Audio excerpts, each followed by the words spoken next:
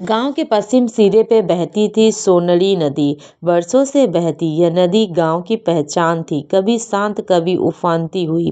इसी नदी के किनारे एक पुराने बरगद के नीचे टीन की छत और मिट्टी के चबूतरे वाली एक छोटी सी दुकान थी, जिसे लोग प्यार से कहते थे नदी किनारे मटन वाला। इस दुकान का असली नाम बहुत कम लोग जानते थे, क्योंकि यहाँ आने वाला हर वो शख्स स्वाद के लिए आता था, नाम के लिए नहीं। दुकान चलता था करीम खां, उसे 50 के आसपास, चेहरे पर हमेशा हल्की मुस्कान और आंखों में गहरी थकान। करीम का कहना था कि मटन तभी टेस्टी बनता है जब उसे सब्र और ईमानदारी से पकाया जाए। वो सुबह बहुत जल्दी उठ जाता, सबसे पहले नदी के पास जाकर हाथ मुंह धोता, कुछ पल बहते पानी को देखता और फिर बुदबुदाकर कहता, आज भी इज्जत की रोटी देना। करीम की दुकान को कोई बड़ी होटल जैसी नहीं थी। एक बड़ा लोहे का करहा, लकड़ी का चूल्हा, कुछ पुराने बर्तन और मसालों की खुशबू, बस यही उसकी पूंजी थी। लेकिन जैसे ही कढ़ाई में मटन चढ़ता, अदरक लहसुन साबुत, गरम मसाले और देसी घी की खुशबू पूरे इलाके में फैल जाती। राह चलते लोग भी रुककर पूछ लेते, आज मटन बना है क्या? करीम का परिवार भी इसी दुकान से जुड़ा था। उसकी पत्नी नशीमा सुबह से मसाले पीसती, प्याज काटती और कभी कभी दुकान पर आकर हाथ बटाती। बेटा सलमान कॉलेज में पढ़ता था, लेकिन शाम को दुकान संभालता। बेटी शबनम स्कूल जाती थी और पिता के मेहनत देखकर सपने बुनती थी। करीम के मटन की खासियत सिर्फ स्वाद नहीं थी, बल्कि उसका व्यवहार भी था। कोई गरीब ग्राहक आया और बोला, आज पैसे पूरे नहीं होंगे, तो करीम मुस्कुराकर कहता, खाओ पहले, पैसे बाद में देखेंगे। यही वजह थी कि उसकी दुकान सिर्फ खाने की जगह नहीं, भरोसे की जगह भी बन गई थी। गर्मी के दिनों में नदी के किनारे ठंडी हवा चलती, लोग चबूतरे पर बैठकर मटन रोटी खाते, बातें करते और नदी को देखते। कई बुजुर्ग कहते, करीम का मटन और नदी की हवा दोनों दिल को सुकून देते हैं। लेकिन जिंदगी हर दिन एक जैसी नहीं रहती। एक साल बरसात कुछ ज़्यादा ही हो गई। लगातार बारिश से नदी उफान पर आ गई। गांव में डर का माहौल फैल गया। वह करीम की रोज़ दुकान खोलता, लेकिन नज़र नदी पर ही रहती। उसे भी डर था कि कहीं बाढ़ उसकी दुकान को बहा ना ले जाए, तब सब कुछ खत्म हो जाएगा।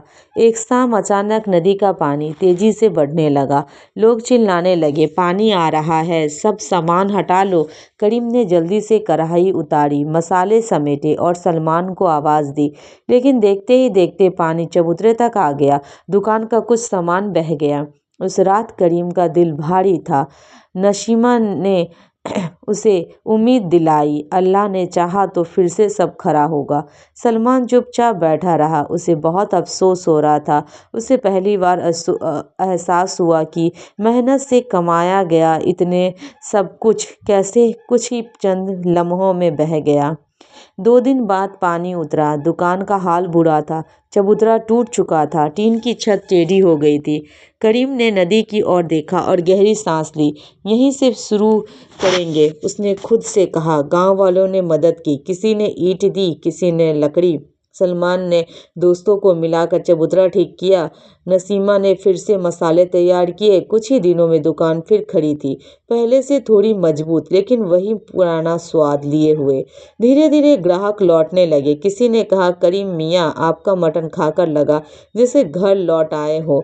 यह सुनकर करीम की आंखें भर आती। एक दिन शहर से आए एक फूड ब्लॉगर ने करीम का मटन खाया। उसने कहा, आप चाहें तो बड़ा ढाबा खोल सकते हैं, मैं आपकी मदद कर सकता हूँ। सलमान को यह बात अच्छी लगी। उसने करीम ने नदी की ओर देखते हुए कहा, बेटा, मेरा स्वाद इस मिट्टी और इस नदी से जुड़ा है। यहाँ से दूर गया तो मटन तो बनेगा, लेकिन वह बात नहीं रहेगी। समय बीतता गया, सलमान की पढ़ाई पूरी हुई। उसने दुकान में साफ सफाई और व्यवस्था बेहतर कर दी। अब दुकान पर एक बोर्ड भी लग गया था, नदी किनारे मटन वाला। दूर दूर से लोग आने लगे। कोई शादी से पहले दावत के लिए मटन ले जाता तो कोई खास मेहमान के लिए। शबनम बड़ी होकर कहती, अब्बू मैं भी आपके साथ दुकान संभालूंगी। करीम हंसकर कहता, पहले पढ़ ले फिर तो दिल चाहे करना।